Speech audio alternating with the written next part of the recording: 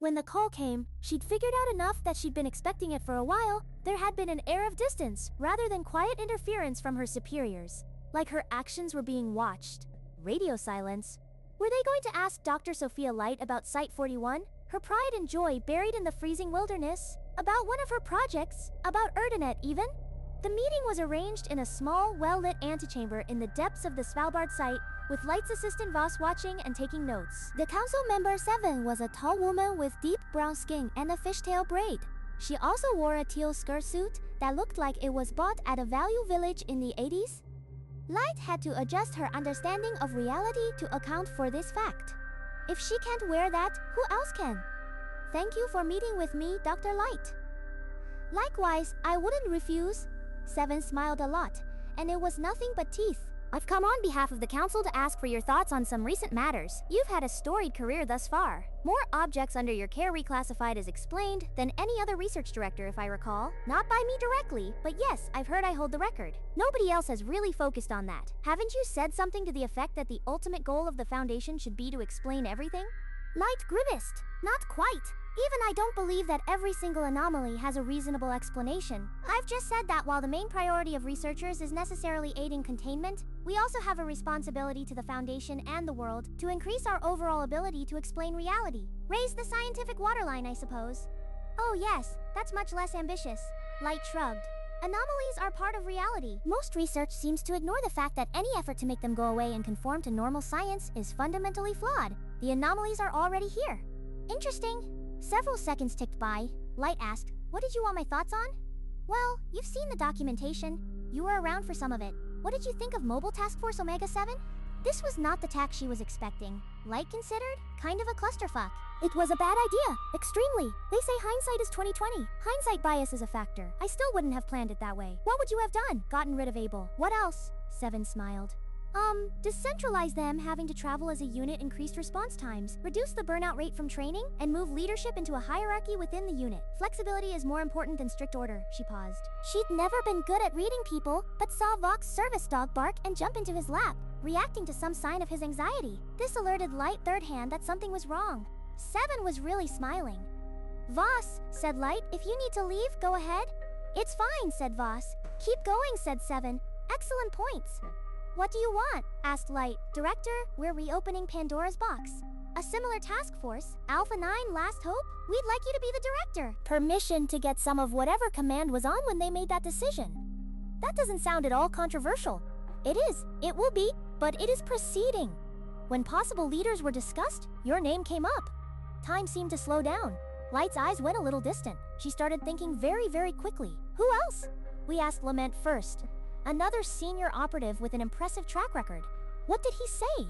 He said it was the worst idea he'd ever heard and told 4 to fuck off. White snorted. "That's my boy. Who else?" "After you, we'd ask Dr. Gears. Past that, we're looking at options." "Gears, he would absolutely do it. He'd probably do it very well. He'd fulfill High Command's goals precisely. A person like that was dangerous. On the other hand, if the council didn't have a 4th lined up, they'd be looking at someone less competent. That was very dangerous. Still, I've never led a task force. My plate is full. We expect you to leave your post as site director in any meaningful capacity. We're confident you'll do fine. When you're in a car with no brakes, it doesn't matter how skilled of a driver you are. I don't want to be your figurehead when you crash.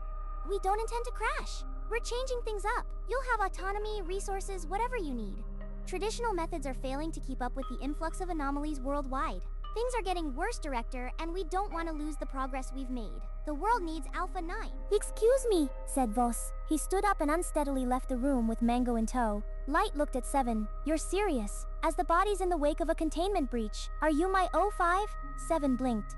"What?" "Well," Light searched for the words. "I've learned that most senior staff were promoted because some overseer thought they had potential and followed them along the way. I never found out who mine was." "Oh no, I'm Clef's." "Ah, yours is more hands-off, but they're also recommending you for this position." Light considered the evidence, weighed the options. "I'll take it." "Good." 7 nodded. "I thought it would take more convincing than that. As you said, I don't want someone less competent than me in charge of this. Lives are at risk. I think this is a mistake, but I believe I have a track record at averting disaster." Not quite the attitude I was hoping for, but as they say, any port in a storm. "We'll be in touch, Director. Any port in a storm." "Yeah." Huh. Afterward, Light sat down next to Vos in the atrium. Wordlessly, Vos handed her a cup of coffee. She took a sip. Did that woman really look me in the eyes and say, "We're reopening Pandora's box?" Yep, Light groaned.